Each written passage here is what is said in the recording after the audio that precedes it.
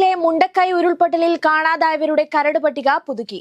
ഇപ്പോഴത്തെ കണക്കനുസരിച്ച് 119 പേരാണ് കാണാമറയത്തുള്ളത്. ആദ്യം തയ്യാറാക്കിയ പട്ടികയിൽ 128 പേരാണ് ഉണ്ടായിരുന്നത്. DNA ഫലം കിട്ടിത്തുടങ്ങിയതിനു പിന്നാലെയാണ് കാണാതായവരുടെ എണ്ണം വീണ്ടും കുറഞ്ഞത്. 6 വർഷങ്ങൾക്ക് മുമ്പ് പത്തനംതിട്ടയിൽ നിന്ന് കാണാതായ ജസ്നയോട് സാമ്യമുള്ള പെൺകുട്ടിയെ മുണ്ടക്കൈത്തെ ലോഡ്ജിൽ എത്തിയിരുന്നതായി വെളിപ്പെടുത്തൽ. കാണാതാവുന്നതിന് ദിവസങ്ങൾക്ക് മുൻപ് അജ്ഞാതനായ യുവാവിനൊപ്പം ഇവിടെ വെച്ച് കണ്ടെന്നാണ് ലോഡ്ജിലെ മുൻ ജീവനക്കാരിയുടെ വെളിപ്പെടുത്തൽ. ജസ്നയുടെ ദൃശ്യങ്ങൾ അവസാനമായി പതിഞ്ഞതും ലോഡ്ജിന് സമീപത്തുള്ള തുണിക്കടയുടെ CCTV ക്യാമറയിലാണ്. എന്നാൽ മുണ്ടക്കയം സ്വദേശിനിയുടെ വെളിപ്പെടുത്തൽ നിഷേധിച്ചിരിക്കുകയാണ് ജസ്നയുടെ പിതാവ്. മുണ്ടക്കയം സ്വദേശിനി പറഞ്ഞത് തെറ്റാണെന്ന് പറഞ്ഞ പിതാവ് ജസ്ന തിരോധാനം CBI കൃത്യമായി അന്വേഷിക്കുന്നുണ്ടെന്നും വ്യക്തമാണ്. വയനാട്ടിലെ ദുരിതബാധിതരായ വിദ്യാർത്ഥികൾക്ക് പഠിക്കാനുള്ള സൗകര്യം ഒരുക്കിയിട്ടുണ്ടെന്നും പാഠപുസ്തകങ്ങളും പഠനോപകരണങ്ങളും തയ്യാറാണെന്നും വിദ്യാഭ്യാസ മന്ത്രി വി ശിവൻകുട്ടി. ദുരന്തത്തിന് ശേഷം മുടങ്ങിക്കിടക്കുന്ന വിദ്യാഭ്യാസം പുനഃസ്ഥാപിക്കുന്നതിന് വേണ്ടിയുള്ള നടപടികൾ സ്വീകരിക്കണമെന്ന് മുഖ്യമന്ത്രി ആവശ്യപ്പെട്ടിരുന്നുവെന്നും മന്ത്രി പറഞ്ഞു. മേപ്പാടി സ്കൂളിലാണ് ദുരിതാശ്വാസ ക്യാമ്പ് പ്രവർത്തിക്കുന്നത്. ഇവിടെ കഴിയുന്നവരെ വാടക വീടുകളിലേക്ക് മാറ്റിക്കൊണ്ടിരിക്കുകയാണ്. കാഫിർ സ്ക്രീൻഷോട്ട് വിവാദത്തിൽ പോരടിച്ച് ഡിവൈഎഫ്ഐയും യൂത്ത് കോൺഗ്രസും. സ്ക്രീൻഷോട്ട് നിർമ്മിച്ചത് റിബീഷ് ആണെന്ന് തെളിയിക്കുന്നവർക്ക് ഡിവൈഎഫ്ഐ ഇനാം പ്രഖ്യാപിച്ചു. പോസ്റ്റ് നിർമ്മിച്ചത് DYFI Vadakara block president RS Ribeesh ആണെന്ന് തെളിയിക്കുന്നവർക്ക് 25 ലക്ഷം രൂപയാണ് ഡിവൈഎഫ്ഐ ഇനാം പ്രഖ്യാപിച്ചിരിക്കുന്നത്. സംസ്ഥാനത്ത് അതിശക്തമായ മഴയ്ക്ക് സാധ്യതയുള്ളതിനാൽ നാളെ പത്തനംതിട്ട, കോട്ടയം, ഇടുക്കി ജില്ലകളിൽ കേന്ദ്ര കാലാവസ്ഥാ വകുപ്പ് ഓറഞ്ച് അലർട്ട് പ്രഖ്യാപിച്ചു. 20-ന് എറണാകുളം ജില്ലയിലും ഓറഞ്ച് അലർട്ട് പ്രഖ്യാപിച്ചിട്ടുണ്ട്. ഒറ്റപ്പെട്ടയിടങ്ങളിൽ അതിശക്തമായ മഴയ്ക്കുള്ള സാധ്യതയാണ് പ്രവചിച്ചിരിക്കുന്നത്.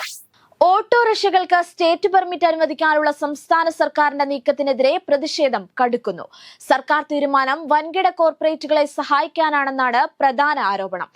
ഓട്ടോറിക്ഷകൾക്ക് സ്റ്റേറ്റ് പെർമിറ്റ് അനുവദിക്കുന്നതോടെ ഊബർ, ഓല, റാപ്പിഡോ പോലുള്ള വൻകിട കമ്പനികൾ യഥേഷ്ടം നിരത്തുകളിൽ ഇറങ്ങുമെന്നും ഇത് പരമ്പരാഗത ഓട്ടോ തൊഴിലാളികളുടെ വയറ്റത്തടിക്കുമെന്നാണ് സംഘടനകൾ വാദിക്കുന്നത്.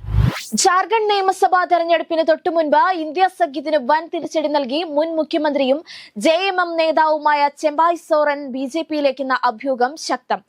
6 MLAമാരുമായി സോറൻ ഡൽഹിയിലെത്തി. ജയിൽവാസത്തിന് പിന്നാലെ ഹേമന്ത് സോറൻ മുഖ്യമന്ത്രി സ്ഥാനം തിരികെ എടുത്തതാവണം ചെമ്പായ് സോറനെ പ്രകോപിപ്പിച്ചത്.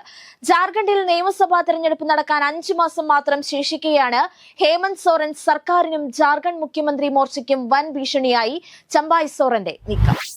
കൊൽക്കത്ത RG-കർ ആശുപത്രിയിൽ ജൂനിയർ ഡോക്ടർ അതിക്രൂര പീഡനത്തിനിരയായി കൊല്ലപ്പെട്ട സംഭവത്തിൽ ഡോക്ടർമാരുടെ രാജ്യവ്യാപക പ്രതിഷേധം ശക്തമാകുന്ന സാഹചര്യത്തിൽ ക്രമസമാധാന നിലയിൽ റിപ്പോർട്ട് തേടി കേന്ദ്ര ആഭ്യന്തര മന്ത്രാലയം 2 മണിക്കൂർ ഇടവിട്ട് റിപ്പോർട്ട് നൽകണമെന്ന് സംസ്ഥാനങ്ങൾക്ക് നിർദ്ദേശം നൽകി.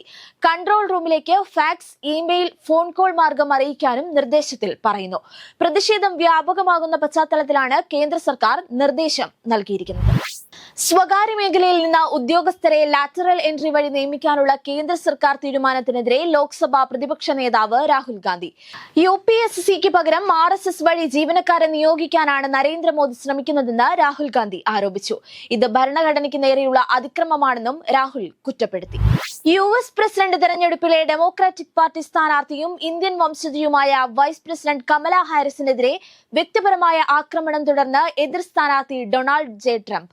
ശാരീരിക സൗന്ദര്യത്തെക്കുറിച്ച് പറഞ്ഞാണ് ട്രംപിന്റെ ഇത്തവണത്തെ അധിക്ഷേപം. കമലയേക്കാൾ കാണാൻ സുന്ദരനാണ് താനെന്നാണ് ശനിയാഴ്ച പെൻസിൽവാനിയയിൽ നടന്ന റാലിയിൽ ട്രംപ് പറഞ്ഞത്. അടുത്തിടെ പുറത്തിറങ്ങിയ ടൈം മാഗസിനിലെ കമല ഹാരിസിന്റെ കവർ ചിത്രം ചൂണ്ടിക്കാട്ടിയായിരുന്നു ട്രംപിന്റെ അധിക്ഷേപം. ഡ്യൂറൻ കപ്പ് ക്വാർട്ടർ ഫൈനലിൽ കേരള ബ്ലാസ്റ്റേഴ്സിന് എതിരാളികൾ ബംഗളൂരു FC. ഈ മാസം 23-ന് കൊൽക്കത്തയിൽ വെച്ചാണ് മത്സരം. CISFനെ എതിരില്ലാത്ത 7 ഗോളുകൾക്ക് മടക്കിയാണ് ബ്ലാസ്റ്റേഴ്സ് ക്വാർട്ടർ ഫൈനലിൽ എത്തിയത്.